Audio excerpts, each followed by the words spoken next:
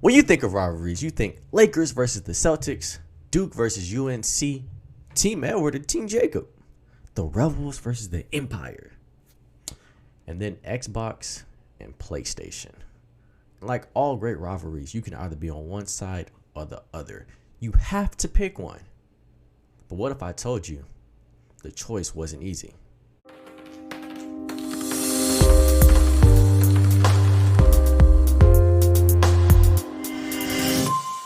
Welcome back. I'm your host, Nugget, but I go by Nug. I'm also a variety streamer over on twitch.tv/YoNuggGaming. So check us out over there. Sometimes we're live Monday, Tuesday, and Wednesdays. All right, a lot of you know I have both the PlayStation 5 and the Xbox Series S, the most expensive console and the cheapest consoles on the market respectively. The PS5 comes in at retail at $500 versus the Xbox Series S, which comes in at $300. So the number one question that we get on my channel or in person, hey Nug, which one do you prefer? Which one is better? Which one should I get? So I decided to make this YouTube video to kind of go over give you the pros, the cons, the good, the bad, the ugly, the things I like and dislike about both consoles, and then let you choose from there, because at the end of the day, you got to play it, you got to buy it. It's your damn money, so I can't spend it for you. All right, so let's jump right into it. Now, the first touching point I really want to get on is controller. That's kind of like the main gripe. So let me grab both of these for y'all. PlayStation, Xbox. Simple enough. I'm gonna dive into either one. So when it comes down to the PS5 versus the Xbox, hands down, without a shadow of a doubt, this is the better controller. These haptics here, the feel of it, built-in microphone. So if I'm playing online and I don't have a microphone, I can speak with this here. They can hear me, I can hear them, and then there's even a mute button right there. Sorry, try to get that in the camera for you guys. So without a shadow of a doubt, this is the way to go. This thing costs like $70, right? Versus the Xbox controller, which is $70, and it still uses batteries. In 2021, I don't want to be buying batteries for my controller. That's so 2010. Like that's decade old technology. I don't remember the last time I bought some batteries. But nevertheless, there is an alternative. Now, if you don't like buying batteries like me and you want a rechargeable controller, you can go with this bad boy here, which is what I use on the regular. This is the Xbox Elite Series 2 controller. Give you a little bit of a... It does have places on the back for the scuffs, which work as other buttons. Comes in handy. Detachable. Oh, sorry. So, customizable. But this retails at $180. It is rechargeable. Has a nice carrying case. Great controller. Like I said, the mods on the back. But $180 for a rechargeable controller, unless I get like a rechargeable battery pack, and none of their controllers have microphones or haptics or anything like that, I gotta give it to the PS5 controller. These haptics, what I mean by that, if you're playing a sports game and your guy gets tired, you're running, man, I'm getting old. The controller gets tight when you're playing certain shooting games. If you pull it halfway, it shoots a certain way. You pull it all the way, it shoots differently. When you're playing Astro Boy, there's a part where you gotta climb. You can turn the controller and it climbs. There's motion controls in this thing. When you pour some water on the game, you can kind of feel the water rising up on your hands. Yeah, that's not important, but these subtle differences make me feel like, okay, this is next gen. This is 2021. This is worth $80. So the first point I'm going to give is controller, and that's going to PS5.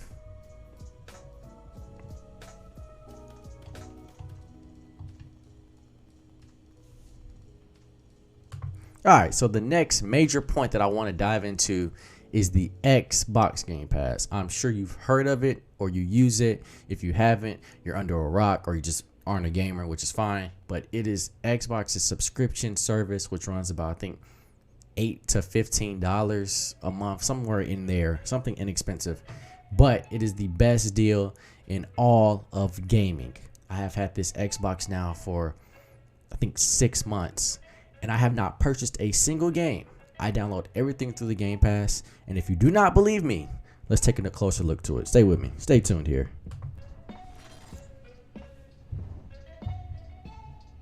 Okay. Whoop, up here. I'm up here. Hey, on the top of your screen. All right. Boom. So, this is my Xbox. Boom, boom, boom. Let's go to this Game Pass. So, every game in here you can download once you're a member of the Game Pass.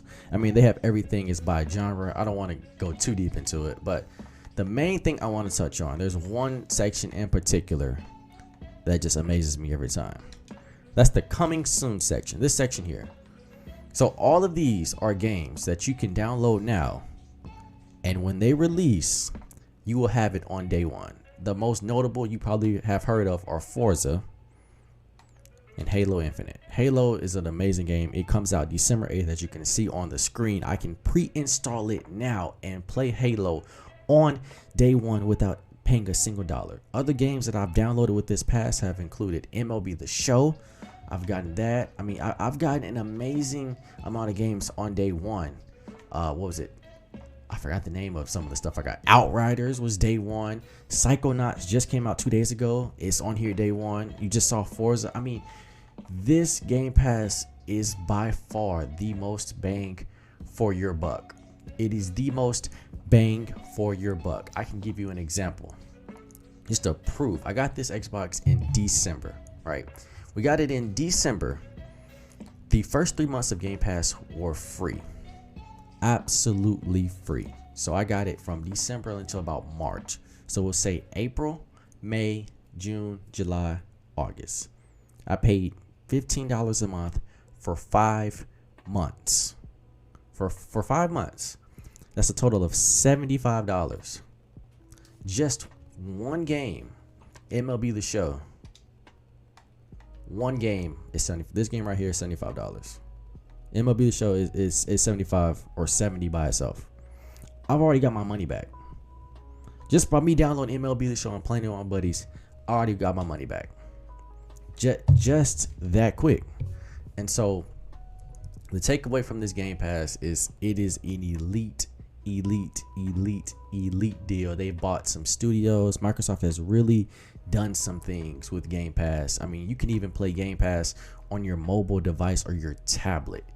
It is insane. Like I said, I don't want to get too caught up on it, but just know the takeaway from this is Game Pass is amazing, and that I have not bought a single game, and I'm pretty sure if you just get Game Pass, you won't buy a game either.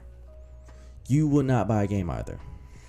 Okay, so I couldn't praise the Game Pass without at least providing some alternative, and the alternative for PlayStation is the PS Now, which I'm not a member of. I was once upon a time. It just was not as good. But on the flip side, there is something that is very underrated on the PlayStation 5. So here I go to the store, PlayStation Plus. Now when you go to PlayStation Plus, they give you free monthly games each month, right? So you get a PS4 monthly game, a PS5 monthly game there. But there's something I want to touch on over here. The PlayStation Plus collection. Let's click on that. So there's some more that aren't pictured here, but you get Crash Bandicoot, God of War, Mortal Kombat, Uncharted, Days Gone. Basically all of the best PlayStation hit games you can get. Of course, it isn't Game Pass, but this is also a very slept on section of the PS5. So actually this section is so amazing.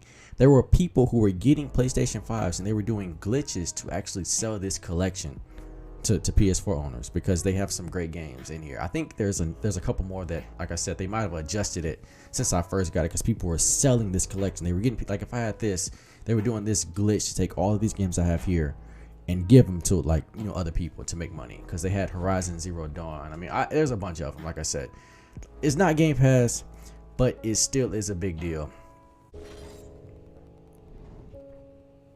All right, so if you're somebody who likes Sony games, you like Ratchet and Clank, you like God of War, you like Days Gone, you like Spider-Man Miles Morales or the Ultimate Spider-Man, Sony's exclusives are hands down, to me, I prefer them over Xbox's. Xbox still has Forza, they got Halo, they got Bethesda, they got all these studios. I like Xbox's, but it's something about the Sony exclusives that I prefer.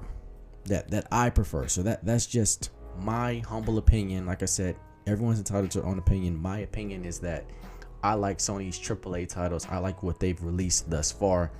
I like what Xbox is doing, but I like what they're doing right now as far as Sony. I loved Ratchet and Clank. Absolutely loved it. I loved Spider-Man. Like, these are God of War. I loved playing these games. It was amazing fun to me. So I would say the takeaway from this little part here, Game Pass trumps everything. Like, Game Pass has it, but AAA games is kind of it's kind of up to you. Like, the first thing people will say is like, which one should I get? What do you play? Do you play Spider-Man? Do you play God of War? Do you want to play those games? Do you play Halo? Do you want to play Forza? Do you what do you play?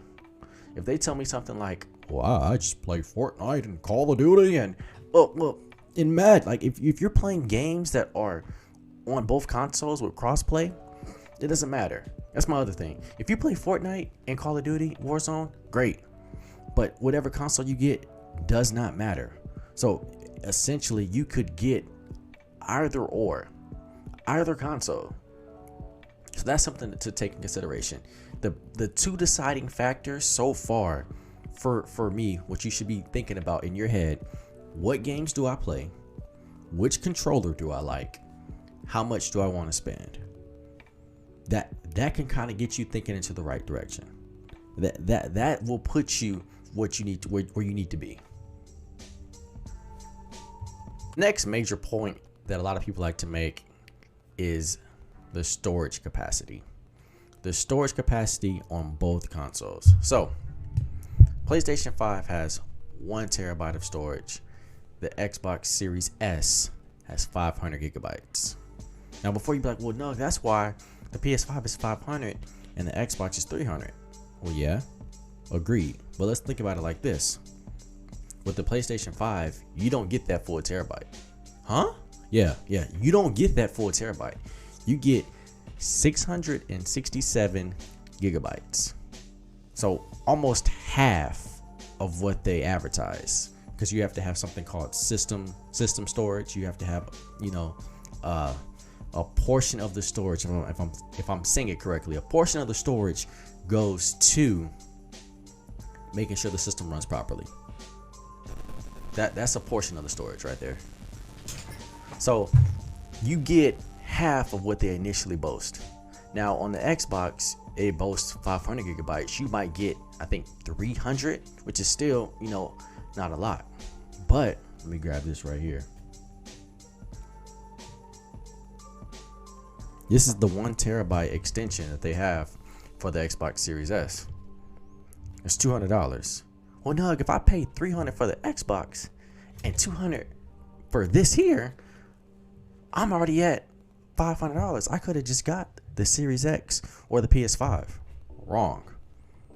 For a PS5 to get 1 terabyte of storage, you're at $550 after tax. For 1 terabyte or 667 gigabytes after they do the updates. For $550, you get 1 terabyte of actual memory that you use almost all of it for the games, plus the 300 some gigabytes that you have available. So you're at 1.3 terabytes versus 667 gigabytes. Don't let that go over your head now. For $550 on PlayStation, you get 600 gigabytes. You get double that on Xbox Series S with the Xbox plus this. Double the storage. People don't think about it like that, but That's how you got to look at it when you're trying to see if money is a factor, or if you're trying to get the best bang for your buck. You got to think about it like that. You got to think about what would give me the best deal. What can I get more out of?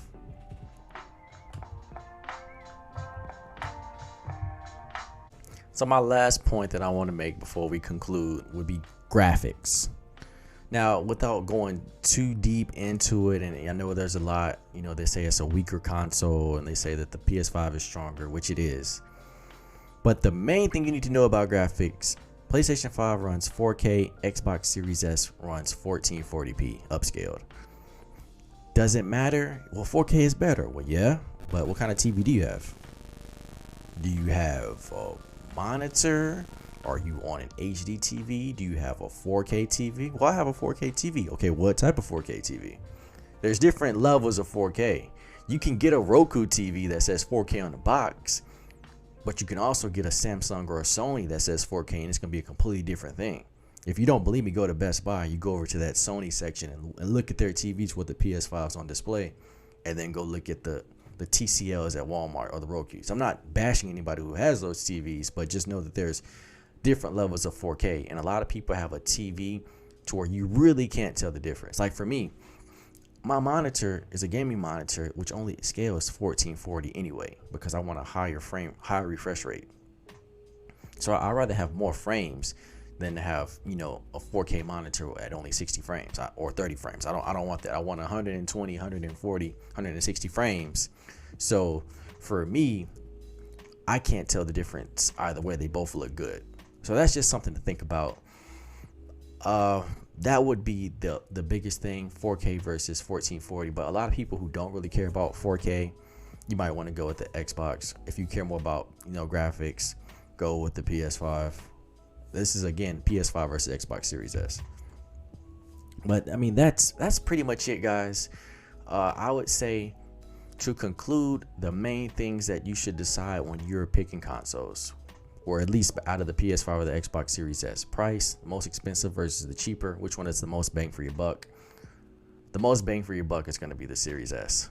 The Series S is going to be the most bang for your buck, because with Game Pass, it becomes a whole new thing. You don't have to pay for any games anyway. You're just paying the Game Pass fee, which isn't too much. If you have to upgrade storage, you can do so for $200 more, so it's at the same price as the PS5 with twice as much storage as we just talked about. But then on the other half, if you like the controller on the PS5 and the exclusives and the graphics, then that would be the choice for you. I mean, I can't really tell you guys which one to go with. I try not to engage in the console wars too much. I love both systems, but it boils down to Game Pass, Xbox, controller, AAA titles, PS5.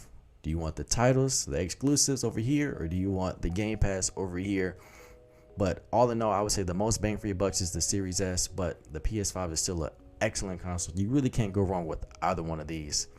That does conclude this video. Thank you guys so much for tuning in. If you did enjoy the video, make sure to like, comment, let me know what you think about it. Was I tripping in this video? Is my takes wrong? Am I crazy? Did you agree with my takes? Is there anything else you want me to review? I'm all about you guys' feedback, all about helping the channel grow. So sorry it's been so long since I haven't made a video. I've been all over the place, but thank you guys again. This has been YoNuggGaming. I'm your host, Nugget. Be blessed, everybody.